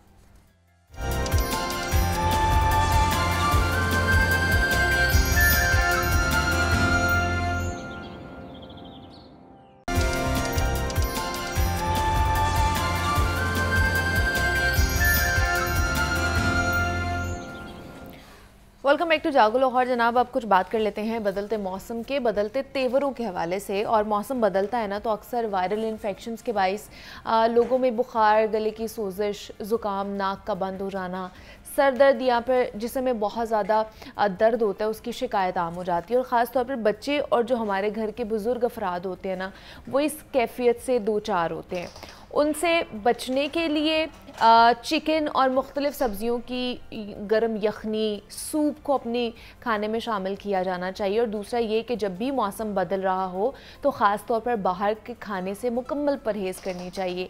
आज इसी पर बात करेंगे कि जब मौसम बदलता है तो हम बीमार क्यों हो जाते हैं, या हमारी जो जिस्मानी सरगर्मियाँ हैं वो क्यों महदूद होकर रह जाती हैं, पट्ठों में खिंचाव क्यों होना शुरू हो जाता है, या हमारी इम्यूनिटी क्यों कम हो जाती है। और इस पर बात करेंगे और आज का जो टॉपिक है इस पर ही है कि जनाब फ्लू, ज़ुकाम, गला ख़राब, बुखार ये आजकल बहुत ज़्यादा फैलता जा रहा है। ये वाकई यूजुअल की चीज़ है या पर ये वायरल इन्फेक्शंस है जिसकी वजह से हर कोई दूसरा बंदा जो बीमार होता जा रहा है? तो इस पर बात करने के लिए डॉक्टर मसूद अख्तर हमारे साथ इन स्टूडियोज़ में मौजूद हैं। पब्लिक हेल्थ कंसल्टेंट हैं, जनरल फिजिशियन हैं। डॉक्टर साहब आपको वेलकम कहती हूँ जागो लाहौर में। कैसे हैं आप? जी जी बहुत शुक्रिया। डॉक्टर साहब जिसने मैंने बात की है कि मौसम बदलता है तो वायरल इन्फेक्शन जो है ना बहुत ज़्यादा होना शुरू हो जाते हैं। तो आजकल हर कोई बीमार है, हर घर में 3 से 4 लोग बीमार हैं जिनको फ्लू भी है, गला ख़राब है और बुखार भी हो जाता है साथ। तो आपको ये साइंस एंड सिम्टम्स यूजुअल लगते हैं कि मौसम बदलेगा तो हम लोगों की जो बॉडी टाइप है वो इसके साथ कोप अप कर रही होती है, या वायरल इन्फेक्शन आया हुआ है जिसकी वजह से को बीमार हो रहा है? देखिए असल मसला ये है कि सीज़न जैसे ही बदलता है अच्छा। उसके साथ साथ बीमारियों का पैटर्न भी बदल जाता है और हर सीज़न के हिसाब से नई बीमारियां आपको देखने को मिलती हैं।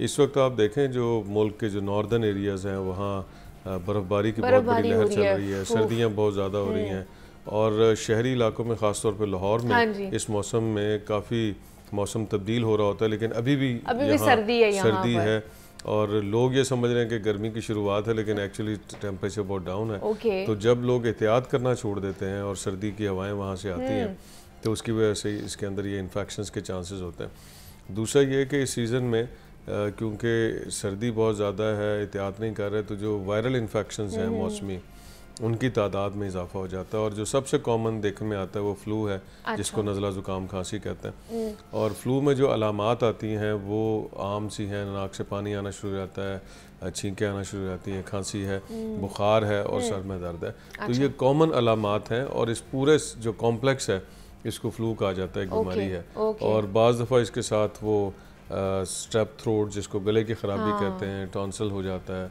जो छोटे बच्चे हैं उसमें एडिनॉइड्स का मसला आ जाता है। तो ये ऐसी बातें कि नाक की इन्फेक्शन हो सकती है, गले की इन्फेक्शन होती है, कान के पीछे जो इन्फेक्शन है वहाँ हो सकती है और अगर इस पे भी कंट्रोल ना रखा जाए तो फिर ये इन्फेक्शन सांस की जो नालियाँ हैं उसमें चली जाती है और ब्रोंकाइटिस की सूरत में, और अगर इससे नीचे चला जाए तो फिर नमूनिया।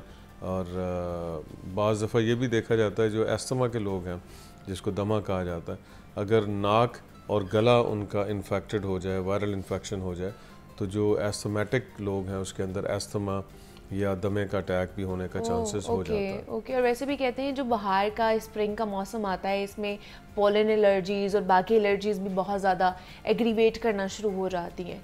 डेफिनेटली कुछ एरिया तो ऐसे हैं जहाँ लोग इतने ज़्यादा पोलन एक्सपोज होते हैं, ख़ास तौर पे जो इस्लामाबाद का एरिया है और मारगला हिल्स हैं, वहाँ से इस किस्म की जो जंगली पोलन्स आ रहे होते हैं कि ख़ास तौर पे आगे जो अप्रैल का महीना आएगा और उसके अंदर तो इतना ज़्यादा मसला होता है कि they have to leave Islamabad, इतना ज़्यादा ख़तरनाक होता है। और ख़ास तौर पे मैं ये बताऊँ जो छोटे बच्चे होते हैं या जो बड़ी उम्र के लोग हैं उसमें ये इन्फेक्शंस जो गला ख़राब है या सोर थ्रोट है ये ज़्यादा शिद्दत इख्तियार कर जाते हैं क्योंकि उनका इम्यूनिटी लेवल कम होता है बड़ी उम्र के लोगों के अंदर और बच्चों के अंदर। हाँ। और बच्चों में ख़ास बात ये है कि गला और जो कान है वो बहुत ज़्यादा कम्युनिकेट करती हैं एक दूसरे के साथ। अच्छा। तो अगर गले में इन्फेक्शन हो जाए तो इवेंचुअल बच्चा कान भी दर्द का शिकायत करता है। अच्छा। और बाज़ दफ़ा कान में इन्फेक्शन बहुत ज़्यादा शदीद हो जाती है और इवेंचुअली आपको एंटीबायोटिक की तरफ जाना पड़ता है। एंटीबायोटिक की तरफ जाना पड़ता है। अच्छा। और अगर इसको आइडेंटिफाई नहीं किया जा रहा है तो इट लीड्स टू निमोनिया भी हो सकता है। जी बिल्कुल। जो इन्फेक्शन अगर नाक तक महदूद रह जाए या गले तक महदूद रह जाए फिर तो कोई इतना ज़्यादा मसला नहीं होता, उसने अपना एक ड्यूरेशन चलना होता है जो 5 दिन हो सकता है, 7 दिन हो जाता है और इवेंचुअली उसने 5-7 दिन में ठीक होना है। लेकिन अगर आप इसको प्रॉपर एहतियात नहीं करते तो और वो डिसेंड कर जाती है इन्फेक्शंस, सांस की नालियों में चली जाती है या सांस की जो एल्वियोलाई जिसको हम कहते हैं जो एक्सचेंज होता है तो फिर ये नमूनिया की तरफ जा सकता है जो छोटे बच्चों में और बड़ी उम्र के लोगों में काफ़ी शिद्दत इख्तियार कर सकता है। पिछले दिनों तो हमने देखा था ना कि निमोनिया की एक लहर आई हुई थी और बहुत ज़्यादा कह लें कि इमरजेंसी हो चुकी थी। अभी भी क्या निमोनिया के केसेस आ रहे हैं या निमोनिया इस तरह फैल रहा है अभी वाले मौसम में? देखिए छोटे बच्चों में और जो बड़ी उम्र के लोग हैं इस मौसम में निमोनिया के तादाद में इजाफा होता है। और ख़ास तौर पर जैसे मैंने कहा जब सीजनल चेंज आता है तो बेहतियाती की वजह से एकदम एक सर्ज महसूस होता है कि लोग इसको गर्मी समझ रहे होते हैं, लेकिन एक्चुअली टेम्परेचर के अंदर वेरिएशन बहुत ज़्यादा हो रही थी, इसकी वजह से ये मसला होता है। और ख़ास तौर पे मैं आपको बात कहूँ कि जो हमारा मुल्क है उसमें लोगों की जो परचेज पावर इतनी कम हो चुकी है कि इवेंचुअली उनके अंदर इम्यूनिटी लेवल फॉल कर रहा है। अच्छा। आपकी डाइट के अंदर बैलेंस नहीं है। सुबह भी मैं प्रोग्राम आपका वो जो बात कर रहे थे सैलड के बारे में, तो सिर्फ सैलड ही नहीं बल्कि आपको फलों की भी ज़रूरत है, आपको दूध और दूध से बनी हुई अशिया की भी ज़रूरत है, आपको गोश्त, मछली, अंडे इनकी भी ज़रूरत है, और इसके साथ साथ जो सीरियल्स हैं और जो दूसरी चीज़ें हैं उनका मिक्स आपको चाहिए। और अगर आप एक बैलेंस्ड न्यूट्रिशन बनाने की कोशिश करें तो वो इस कॉस्ट पे पड़ती है जो हमारा एवरेज जो गरीब तबका आप कह रहे हैं वो नहीं अफोर्ड कर सकता। तो नतीजा ये है कि हमारे जो बच्चे हैं, जो जवान हैं और जो बूढ़े लोग हैं वो न्यूट्रिशनल डेफिशिएंसी का शिकार हो गए, उनकी इम्यूनिटी लेवल फॉल कर रहा है, और नतीजा ये है कि उनके अंदर वायरल इन्फेक्शन ना सिर्फ ज़्यादा हो रही हैं बल्कि उसके अंदर जो सुपर एडेड बैक्टीरियल इन्फेक्शन के चांसेस भी बढ़ते जा रहे हैं। सो मेरे ख्याल में आजकल बच्चों को तो हम एडवाइस करते हैं कि मल्टीविटामिन ज़रूर दीजिए, और बहुत ज़्यादा महंगे देने की ज़रूरत नहीं है, जो सस्ते मिलते हैं अच्छी कंपनी के वो भी दिए जा सकते हैं। ख़ास तौर पर जो जिंक होता है आजकल उसकी बहुत ज़रूरत है। और एक और चीज़ ये है कि हमारे बहुत सारे जो बच्चे हैं, जो ख़वातीन हैं, वो आयरन डेफिशिएंट होते हैं, और एवरेज मैंने देखा है कि उनके अंदर जो हीमोग्लोबिन लेवल है फॉल करता है। अच्छा। और ये रिसर्च ने साबित किया है कि जैसे जैसे आपका आयरन लेवल फॉल करता है आपकी इम्यूनिटी लेवल भी फॉल करती है, आप में इन्फेक्शंस के चांसेस ज़्यादा हैं, डायरिया है, निमोनिया, ये सारे बढ़ जाते हैं। सो अगर आप देखते हैं किसी बच्चे के अंदर या बड़े में आयरन डेफिशिएंसी है तो डेफिनेटली उसको इन्वेस्टिगेट करके उसको सप्लीमेंटेशन दें। सिर्फ टेस्ट ही पता चलेगा कि आपके अंदर आयरन डेफिशिएंसी है? डेफिनेटली उसमें 2 स्टेप पे हम जाते हैं। सबसे पहले उसका हीमोग्लोबिन लेवल चेक किया जाता है और फिर आयरन स्टडीज होती हैं। तो जब ये साबित हो जाता है कि उसके अंदर आयरन डेफिशिएंसी है तो 3 महीने से लेके 4-5 महीने तक का एक ट्रीटमेंट कोर्स करके उसका लेवल मेंटेन किया जाता है। और आप ये देखेंगे कि जितने हमारे लोग आयरन डेफिशिएंट होते हैं उनमें सांस की तकलीफ ज़्यादा है, उनमें डायरिया के मसले ज़्यादा हैं, इवन उनके अंदर जो और बीमारियां हैं उनके भी एपिसोड ज़्यादा होते हैं। मतलब वो प्रोन टू वायरल इन्फेक्शन। और अनफॉर्चुनेटली वेस्ट में वायरल इन्फेक्शन बहुत ज़्यादा हैं और they seldom lead to bacterial infection. लेकिन हमारे माहौल में क्योंकि डस्ट बहुत ज़्यादा है और सफाई का एहतियात नहीं है, इम्यूनिटी लेवल फॉल है, तो हमारा वायरल इन्फेक्शन अगर कंट्रोल ना करें eventually it leads to bacterial infection and then you need antibiotics for that. अच्छा, दूसरा ये कि हम फिर क्या ऐसी डाइट लें? अब आप कह रहे बैलेंस डाइट खानी चाहिए सबको, अब वो हमें बहुत कॉस्टली पड़ती है, हमारे घरों में नहीं वो खाई जा सकती है, तो नेचुरल ऐसी कौन सी चीज़ें हैं जो हमें अपनी डेली रूटीन में ऐड ऑन करनी चाहिए मल्टीविटामिन्स के अलावा? देखिए सबसे ज़्यादा जो बैलेंस डाइट है वो तो मिल्क की सूरत में मिलती है। अच्छा, लेकिन आजकल तो मिल्क भी हमें खालिस नहीं मिल रहा ना। दूध है वो खालिस तो बड़ी दूर की बात है, वो जानवर से भी हासिल नहीं किया जाता। बाज़ दफ़ा केमिकल को मिक्स करके अजीबोगरीब तरीके से वो बना देते हैं, और पानी भरा दूध अगर मिल जाए तो ये भी बहुत बड़ी नेमत है आजकल के मौसम में। सो दूध, उसके बाद कुछ महंगी की बजाय आप सस्ती चीज़ें मिक्स कर सकते हैं। अच्छा। जैसे आप दाल मिक्स कर लें, साथ में चावल राइस वगैरह मिक्स कर लें। और तीसरी जो इम्पोर्टेंट बात यह है कि हमें जितनी डाइट की ज़रूरत है, मिसाल के तौर पे गोश्त आपको कुछ 75 ग्राम्स भी अगर मिल जाए एक दिन में, जो कि 1 या 1.5 बोटी बनता है, और हफ्ते में 3 दिन मिल जाए तो बहुत है। अच्छा। लेकिन हम तो आधा किलो से कम खाना नहीं पसंद करते, तो एक्चुअली हम अपना भी खाना खाते हैं और अपने कुछ 4 जो गरीब लोग हैं उनका भी खाना खाते हैं, और नतीजा ये है कि हम अपने गुर्दे पे भी बोझ डालते हैं और दूसरों का भी खाना खा के उनको डिप्राइव करते हैं। तो इसलिए आप बैलेंस डाइट रखें, जितनी मुनासिब है उतना आप करें। और जैसे आप देखेंगे ना वेस्ट में भी मोटापा होता जा रहा है और यहाँ भी है, यहाँ पर भी होता जा रहा है। उसकी वजह ये है कि हम बैलेंस की बजाय एक्सेसिव डाइट लेते जा रहे हैं, ओबेसिटी की तरफ हमारा जो नेशन है वो जा रही है। तो एक तबका वो है जिस बेचारे को खाना नहीं मिलता, वो गरीब होता जा रहा है, और दूसरा वो है जो उनका खाना खा के मोटा होता जा रहा है। सो बैलेंस के साथ साथ adequate calories is also very important. तो डेली रूटीन में डेयरी प्रोडक्ट्स का इस्तेमाल करें, डेयरी प्रोडक्ट्स का इस्तेमाल करें, फ्रूट और वेजिटेबल। ज़रूरी नहीं है कि एक्सपेंसिव हो, आप जो भी सीज़न की है, और ये बड़ा एक गलत रिवाज है कि आप फ्रिज के अंदर से निकाल के खाना शुरू कर देते हैं।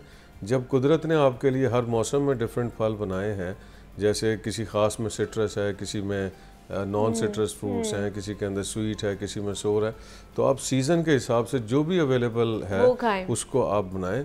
और ये भी एक गलत बात है कि आपने ऑस्ट्रेलिया से फल मंगवा के खाना है, यहाँ ज़रूरत होती तो यहीं अल्लाह बना देता है। तो आप अपने इलाके में जो चीज़ें अवेलेबल हैं, जो सस्ती मिलती हैं, उनको आप इस्तेमाल करें और एडिक्वेट क्वांटिटी में, नॉट इन एक्सेस।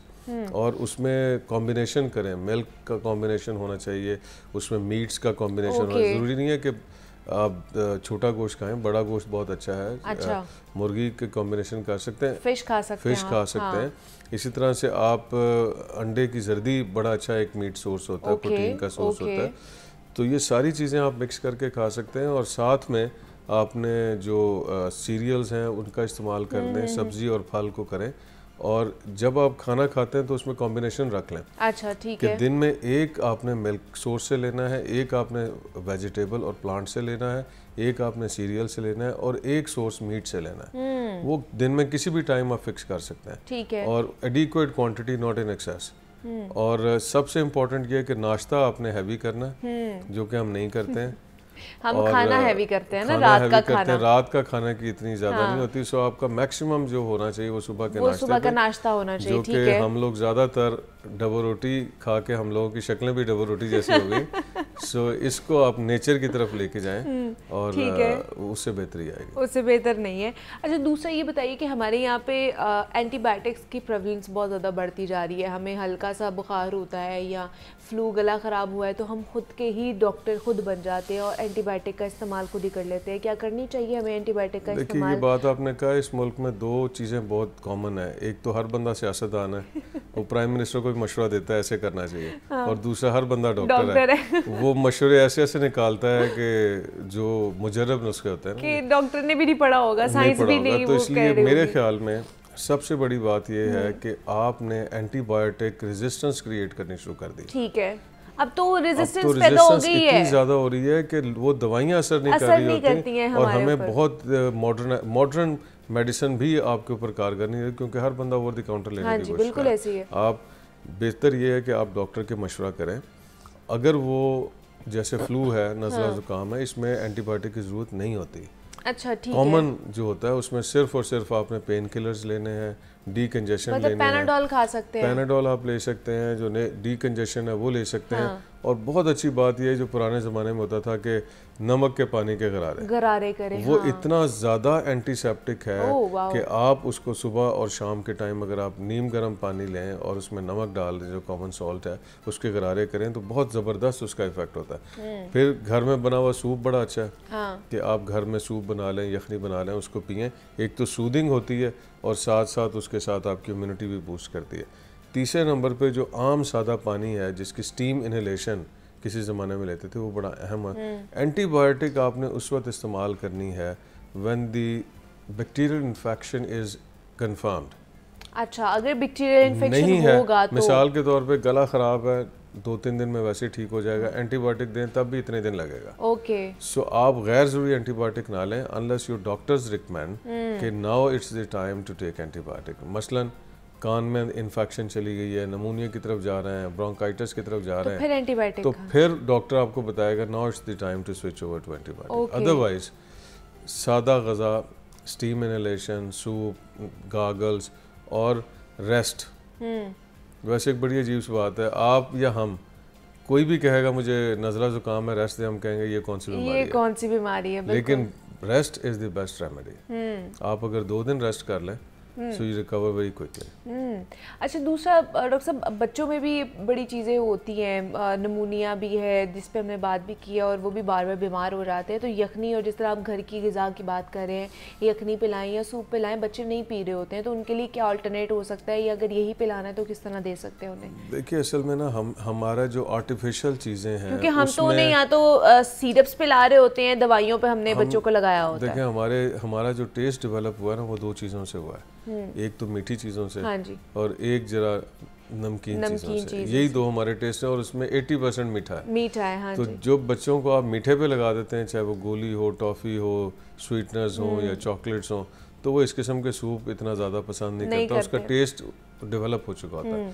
सो बेहतर तो ये है, मैं तो सारे वालिदैन से कहूँगा कि जो आप गोली, टॉफ़ी, चॉकलेट पे पैसे खर्च करते हैं, बच्चे को बैलेंस डाइट की तरफ लेके आएँ, उसको फलों की तरफ लेके आएँ, स्वीटनर की बजाय आप दूध, दही, पनीर और इस किस्म की चीज़ों पे उसका टेस्ट डेवलप करें। अब यहाँ माओं को थोड़ी मेहनत करनी पड़ेगी कि बच्चा नहीं भी लेता तो आप उसके पास उसका टेस्ट चेंज कर करके जो चीज़ें आपने देनी है। अब जैसे मिल्क लेना है, अगर नहीं ले रहा बच्चा तो उसमें कोई शरबत जैसे रूह अफ़ज़ा या इस तरह की चीज़ें वो आप ऐड ऑन कर दें, कोई टेस्ट उसके अंदर ऐड ऑन कर दें। या सूप अगर नहीं ले रहा तो देखें बच्चा कौन सा टेस्ट पसंद करता है, उस किस्म का उसके अंदर टेस्ट ऐड ऑन कर दें, तो इवेंचुअली बच्चा लेगा। But this is the time for the mother कि उसने देखना है कि मेरा बच्चा किस वजह से नहीं ले रहा, वो टेस्ट की वजह से नहीं ले रहा, अदरवाइज उसको क्या पता इस सूप में क्या है। So you have to improve the taste और उसके साथ थोड़ी मेहनत करके देंगे तो होगा। और इसके साथ साथ एक और चीज़ बड़ी अहम है, हाइड्रेशन। अच्छा, ठीक है। कि नज़ला, ज़ुकाम, खांसी और फ्लू में हमने एक तो ये कि फौरी तौर पे इसको जो स्नीजिंग आ रही है एकदम हमने रोकने की कोशिश नहीं कर रहे। ओके। इसलिए कि ये जो पानी नाक से निकलता है इट्स ए प्रोटेक्टिव मैकेनिज्म कि जब इरिटेशन होगी तो कोई ना कोई सिक्रीशन बनेगी और बॉडी उसको एक्सपेल करने की कोशिश करेगी। ठीक है। छींक की सूरत में भी कर सकती है और कफ की सूरत में। ओके। तो जब आप इसको गैर ज़रूरी तौर पर रोकने की कोशिश करते हैं जबकि वो सिक्रीशंस अभी अंदर ही होती हैं तो वो आपको नुकसान भी दे सकती है। सो ये डॉक्टर फैसला करेगा कि अगर उसको सिक्रीशंस को एक्सपेल करना ज़रूरी है तो डिफरेंट किस्म के सिरप दिए जाते हैं जिससे वो सिक्रीशंस एक्सपेल होती है। अगर ड्राई किस्म की कफ है जिसमें कोई सिक्रीशन नहीं बन रही फिर कफ सप्रेसेंट दिए जा सकते हैं, otherwise the cough suppressant will do the worst. और दूसरी बात यह है कि आपने हाइड्रेशन प्रॉपर रखनी है कि आपने बच्चे को या बड़े को पानी किसी न किसी सूरत में पिलाना है, ठीक है, ताकि उसकी हाइड्रेशन प्रॉपर रहे और उसके जो रेस्पिरेटरी ट्रैक है, जो सांस की नाली है वो खुश्क ना हो। अच्छा, सिरप्स की आपने बात की है, हमारे घर में तो यूजुअली बच्चों को ऐसे ही सिरप्स पिला दिए जाते हैं कि हल्का सा ज़ुकाम हुआ, हल्की सी कफ हुई तो टैबलेट तो गोलियां तो नहीं दी जा सकती हैं, बच्चों को सिरप ही दे देते हैं। कफ सिरप हो गया, टेम्परेचर अगर हो गया तो वो वाला सिरप हो गया। बच्चों को इतनी छोटी एज में क्या देने चाहिए सिरप, अगर डॉक्टर ने रिकमेंड नहीं किया? बिकॉज हम लोगों ने घरों में ही अपनी ना एक फार्मेसी बनाई भी होती है। वो खतरनाक हो सकते हैं, मैंने आपको बताया ना कुछ प्रोटेक्टिव मैकेनिज्म है। अच्छा। अब मिसाल के तौर पे आप कहते हैं बॉडी में पेन है, हाँ, कुछ पेन प्रोटेक्टिव होता है। मिसाल के तौर पे पेट में दर्द है, अपेंडिक्स भी हो सकता है। अगर आपने पेन किलर दिया, उसका दर्द खत्म हुआ, बाद में अपेंडिक्स बर्स्ट कर गया तो आपको नहीं पता लगना। सो इसी तरह से कहीं ये जितने मैकेनिज्म है बॉडी के ये सारे प्रोटेक्टिव हैं, they are alarm for the doctors. वो बताएगा कि ये दर्द किस वजह से है, क्या इसमें पेन किलर देना है, ये कफ प्रोडक्टिव है या नॉन प्रोडक्टिव है, इसमें कौन सा देना है, और क्या इन्फेक्शन बैक्टीरियल है या वायरल है। सो ये जो घर में ओवर द काउंटर, मेरा ख्याल है अगर आप किसी डॉक्टर को प्राइवेट नहीं दिखाना चाहते तो सरकारी हॉस्पिटल बहुत अच्छे हैं, आप आराम से जाएं, थोड़ा सा लाइन में लगना पड़ेगा but eventually you get a good consultation और मुफ्त मशवरा, और आजकल तो दवाइयाँ भी फ्री हॉस्पिटल में मिल जाती हैं, सो यू गेट बोथ। हाँ, तो मतलब थोड़ा सा आपको मुशक्कत करनी पड़ती है, लाइन में घर से निकलना पड़ेगा और चिंची में बैठ के जाना पड़ेगा थोड़ी सी लाइन में लगना पड़ेगा, वरना बाकी इलाज आपको मुफ्त हो जाता है, आपको दवाइयाँ मुफ्त मिल जाती हैं और आपको क्या चाहिए। अच्छा, दूसरा क्या इस मौसम में फ्लू की वैक्सीन लगवानी चाहिए, नहीं लगवानी चाहिए, जिनको फ्लू का प्रॉब्लम रहता है? देखिए, फ्लू की जो वैक्सीन है और as a matter of fact जितनी भी वायरल वैक्सीन हैं ये सीजनल होती हैं। अच्छा। जैसे हम हेपेटाइटिस की वैक्सीन लगा लेते हैं, बी की वैक्सीन है it's for life long. Okay. लेकिन फ्लू के अंदर क्योंकि वायरस बदलते रहते हैं, वो जेनेटिक मेकअप चेंज करते हैं, so one vaccine is not enough for the rest of your life. Maybe you are facing another type of virus next year. Okay. और hundreds of different type of viruses are there जिसने flu cause करना है। सो हर season में एक different किस्म का virus आता है, उसके मुताबिक एक वैक्सीन तैयार की जाती है जो 100% तो कवर नहीं करती, but it can cover most of the commonly prevalent viruses. So अगर अफोर्ड कर सकते हैं तो every year you have to go through this vaccine, जो कि मेरा ख्याल है कोई बहुत महंगी भी नहीं होती, तो आप उससे ना सिर्फ नज़ला ज़ुकाम से कम हो सकता है बल्कि ओवरऑल हेल्थ भी बेहतर हो सकती है। मतलब उसका कोई सीजन है, मतलब अभी के डेज में भी लगवा सकते हैं कि नहीं? आइडियल जो टाइम है वो तो ये है कि तकरीबन अक्टूबर नवंबर में आप लगा लें। अच्छा, ताकि वो सर्दी, क्योंकि सर्दी में सबसे ज़्यादा उसका इफेक्ट होना होता है और अभी तक वो इफेक्ट चल रहा है। और जिन्होंने नहीं लगवाई है सर्दी में, नहीं लगवाई, अब वो सब्र करें अगले साल का, अगले साल वो सितंबर या अक्टूबर का वेट करें तभी लगवानी चाहिए। अब क्या आगे गर्मी आ रही है तो फ्लू इतना होना भी नहीं है। तो अब तो वो है डायरिया की जो वैक्सीन आती हैं, अच्छा वो लगवानी चाहिए। वो बच्चों के लिए रोटा वायरस की वैक्सीन है वो लगवाया जा सकता है, टाइफाइड की वैक्सीन है वो लगवाई जा सकती है। सो वो काम करें ना जिससे आगे फ़ायदा भी होना है। सो ये जो टाइम था वैक्सीन का वो तो गुजर गया। So next time be careful and take vaccine. Next सितंबर और अक्टूबर का जो वेट करना चाहिए आपको भी और मुझे भी, और उसके बाद फिर हम अगले साल के लिए रेडी होंगे सितंबर और अक्टूबर में। Thank you so much doctor Masood Akhtar साहब हमारे साथ मौजूद है। डॉक्टर साहब बहुत शुक्रिया आपके वक्त का कि आप यहाँ पर आए। हम लोग बात कर रहे थे कि जनाब ये जो कोल्ड बहुत ज़्यादा फैलता जा रहा है, जिसमें नज़ला ज़ुकाम और फ्लू की वैक्सीन भी आप लोगों ने अभी नहीं लगवानी है, वो अगले साल के लिए आपने लगवाना है। लेकिन एहतियात बरतनी, अपनी डाइट जो है वो हेल्दी डाइट लें, बैलेंस डाइट लें, तभी आपकी इम्यूनिटी बूस्ट होगी और इन तमाम तर बीमारियों से हम बच सकते हैं। इसी नोट पर मुझे इजाज़त दीजिए, अपना बहुत सारा ख्याल रखिएगा। कल आपसे मुलाकात होगी। अल्लाह हाफ़िज़।